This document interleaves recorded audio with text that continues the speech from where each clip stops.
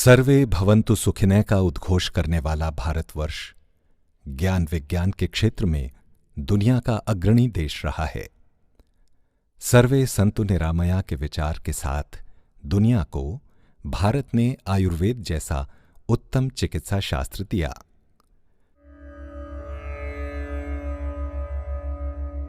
परंतु विज्ञान का प्रवाह नित नई खोज में गतिमान रहता है। वैज्ञानिक अनुसंधान और प्रयोगों के बाद आज दुनिया में 150 से ज्यादा चिकित्सा पद्धतियां प्रचलित हैं। इनमें एलोपैथी, यूनानी, सिद्धा, होम्योपैथी, प्राकृतिक चिकित्सा, योग और इलेक्ट्रोपैथी हमारे यहां व्यापक प्रचलन में हैं। पूरी तरह से वनस्पति औषधियों पर निर्भर चिकित्सा पद्धति है इलेक्ट्रोपैथी। इलेक्ट्रोपैथी के उद्भव का भी अपना एक रोचक इतिहास है। इटली के प्रख्यात वैद्यकीय शास्त्र विशेषज्ञ काउंट सीजर मैटी अपने किले कैसल रोचेटा के प्रांगण में बैठे थे। उन्होंने देखा कि उनका एक पालतू कुत्ता बीमार पड़ गया है। वो रोज बगीचे में जाकर एक विशेष वनस्पति के पत्तों को चबाता है। देखते ही देखते उनका ये पालतू कुत्ता एकदम स्वस्थ हो गया। मैटी को यहीं से अपनी खोज की दिशा मिली और उन्होंने अपना अनुसंधान विभिन्न प्रकार की वनस्पतियों पर प्रारंभ कर दिया। अपने लंबे रिसर्च से उन्होंने पाया कि जब हमारा भोजन वनस्पतियां ही हैं, तो समस्त रोगों का उपचार भी इन वनस्पतियों में ही छिपा है। सीजर मैटी रोम की सेना में कर्नल के पद पर और प्रशासनिक पदों पर रहे। वे रोम की पार्लियामेंट में सांसद भी चुने गए। इन सारे पदों से त्यागपत्र देकर 20 वर्षों तक वे चिकित्सा विज्ञान में गहन अनुसंधान करते हुए एक दोष रहित चिकित्सा प्रणाली की खोज में जुट गए। 1865 में पूर्णतया निरापद पद्धति इलेक्ट्रो होम्योपैथी का इन्होंने आविष्कार किया, जिसे आज इलेक्ट्रोपैथी के नाम से भी जाना जाता है। इलेक्ट्रो होम्योपैथी चिकित्सा पद्धति नाम सुनकर अधिकतर लोगों को इसके करंट थेरेपी या होम्योपैथी चिकित्सा पद्धति की एक शाखा होने का भ्रम उत्पन्न होता है, परंतु ये दोनों बातें गलत हैं। ये न तो कोई करंट थेरेपी है और न ही होम्योपैथी की कोई शाखा। इलेक्ट्रो होम्योपैथी शब्द में इलेक्ट्रो हमारे शरीर में उपस्थित धनात्मक और ऋणात्मक प्रकार की ऊर्जा यानी इलेक्ट्रिसिटी को दर्शाता है। इस इलेक्ट्रिसिटी की संतुलित अवस्था शरीर की स्वस्थ अवस्था है और इसकी असंतुलित अवस्था रोग की दशा है।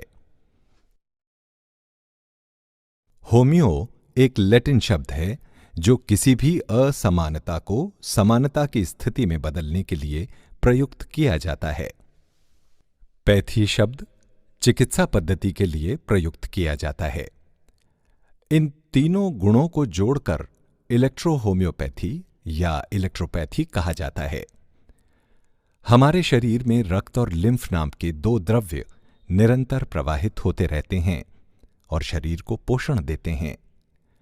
इलेक्ट्रोपैथी सिद्धांत के अनुसार रक्त और लिम्फ की अशुद्धि ही रोग का कारण है और उसकी शुद्ध अवस्था निरोगी अवस्था होती है। इसलिए इलेक्ट्रोपैथी में अशुद्ध रक्त और लिम्फ को औषधियों से शुद्ध किया जाता है। इलेक्ट्रोपैथी में मूल रूप से 114 औषधीय पौधों का इस्तेमाल किया जाता है। एक विशेष विधि कोहोबेशन द्वारा औषधियां बनाई जाती हैं। ये औषधियां वनस्पतियों के अर्क होते हैं, जिन्हें drop, tablet, syrup, capsule, powder और इंजेक्शन के रूप में उपयोग किया जाता है। विभिन्न रोगों में इलेक्ट्रोपैथी औषधियां अत्यंत प्रभावशाली पाई गई हैं, जैसे digestive disorders, kidney stone, respiratory system के रोग, ovarian cyst, skin disease, nervous system के रोग, माइग्रेन, पैरालिसिस, हृदय रोगों में और कैंसर की सेकेंड स्टेज तक भी ये पद्धति प्रभावशाली पाई जा रही है।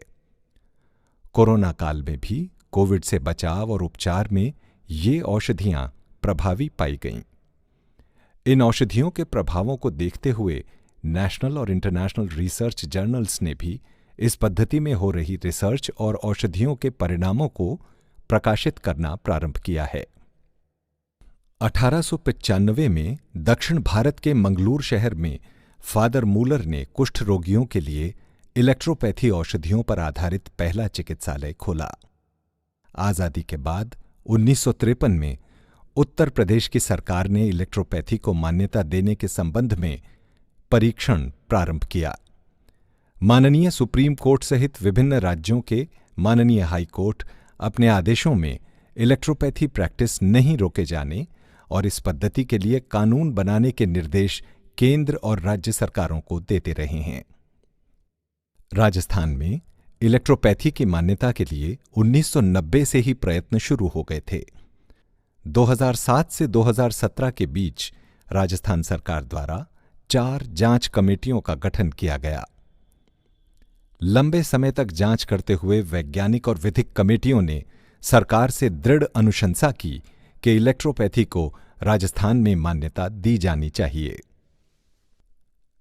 इस रिपोर्ट पर अमल करते हुए 9 मार्च 2018 को राजस्थान विधानसभा में राजस्थान इलेक्ट्रोपैथी चिकित्सा पद्धति विधेयक 2018 पारित किए जाने की घोषणा के साथ ही राजस्थान इलेक्ट्रोपैथी को मान्यता देने वाला देश का पहला राज्य बन गया। माननीय राज्यपाल महोदय की स्वीकृति के बाद 11 अप्रैल 2018 को इलेक्ट्रोपैथी का ये एक्ट राजस्थान राजपत्र में प्रकाशित हो गया और इस गजट नोटिफिकेशन के साथ ही इस पद्धति की मान्यता के लंबे संघर्ष को अपना मुकाम मिल गया। बहुत से अवसरों पर देश के गणमान्य व्यक्तियों ने इस पद्धति की प्रशंसा करते हुए इसकी आवश्यकता पर बल दिया है। भारत के आयुष मंत्री माननीय सर्वानंद सोनोवाल ने एक वेबिनार में बोलते हुए कहा कि इलेक्ट्रोपैथी चिकित्सकों द्वारा देश भर में की जा रही जनता की सेवा सराहनीय है कि इलेक्ट्रोपैथी के जरिए आप लोगों ने मानव समाज की स्वास्थ्य के लिए सदियों से कदम उठाते आए हैं। उनकी जो प्राचीन पद्धति है, इस पद्धति की द्वारा हमारे समाज के हर व्यक्ति सुस्वास्थ्य रहे, निरोगी रहे, इस सिलसिले में भी आप लोगों ने बहुत बड़ा योगदान दी है।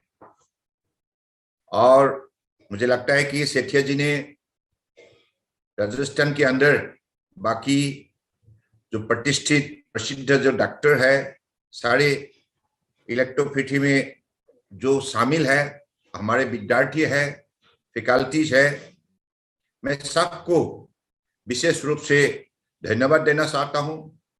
आप लोगों ने देश के अंदर बहुत बड़ा काम किया है, चाहे मध्य प्रदेश हो, यूपी हो, राजस्थान हो, अलग अलग प्रांतों में आज इलेक्ट्रोपैथी के जरिए लोगों को अलग अलग रोगों से राहत देने का काम आप लोगों ने की है, तो इसके लिए आप सब धन्यवाद के पात्र हैं। राजस्थान के माननीय राज्यपाल कलराज मिश्र ने कोविड के दौरान इलेक्ट्रोपैथी चिकित्सकों द्वारा किए गए कार्यों पर बोलते हुए इलेक्ट्रोपैथी को बढ़ावा देने पर बल दिया। इस चिकित्सा पद्धति की उन्नति और विकास से देश की स्वास्थ्य जरूरतों को बल मिलेगा। आज पूरे प्रदेश में इलेक्ट्रोपैथी के हजारों चिकित्सक सुदूर ग्रामीण क्षेत्रों तक पहुंचकर जनता के स्वास्थ्य की सार संभाल पूरी जिम्मेदारी से करते हुए स्वस्थ भारत निर्माण और निरोगी राजस्थान बनाने के संकल्प में अपना योगदान दे रहे हैं।